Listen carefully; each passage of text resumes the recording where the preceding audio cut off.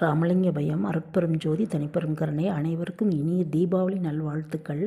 பெருமானார் இந்த தீபத்தை பற்றி என்ன சொல்லியிருக்காங்கன்னு பார்க்கலாம். கார்த்திகை மாதம் திருக்காப்பிட்டு கொள்வதற்கு 2 மாதங்கள் முன்பு பெருமானார் இந்த தீப முன்னிலைன்னு சொல்லிட்டு பூர்வமத்தியை காமிச்சு சொல்லியிருக்காங்க. இந்த காலத்தை வீணாக்காமல் நினைந்து நினைந்து இன்னும் தொடக்கமுடைய 28 பாசுரம் அடங்கிய பாடலில் கண்டபடி தெய்வ பாவனை இந்த தீபத்தில் செய்யுங்கள் அப்படின்னு பெருமான் பூர்வமத்தியை காமிச்சு சொல்லியிருக்காங்க.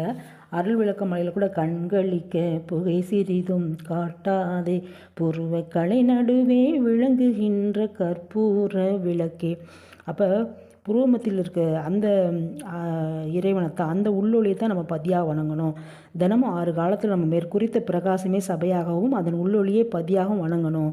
எக்காலத்திலும் புருவமத்தின் கண்ணே நம்முடைய கரணத்தை செலுத்தணும். அப்போ 6 காலம் நம்ம சூரிய உதயம், உச்சி போது, ராய சாயரட்சை, மாலை, யாமம், வைகை ஆகிய காலங்களிலெல்லாம் நம்மளுடைய தலைவனை வணங்கணும். அந்த ஆன்ம பிரகாசத்தை, அந்த தீப ஒளியை, அந்த ஞான சபையில், அந்த சித் சபையில் இருக்க அந்த நடராஜரை அந்த நடராஜன் உள்ளொளியை தான் நம்ம வணங்கணும். அனைவருக்கும் இனிய தீபாவளி நல்வாழ்த்துக்கள். நன்றி, வணக்கம்.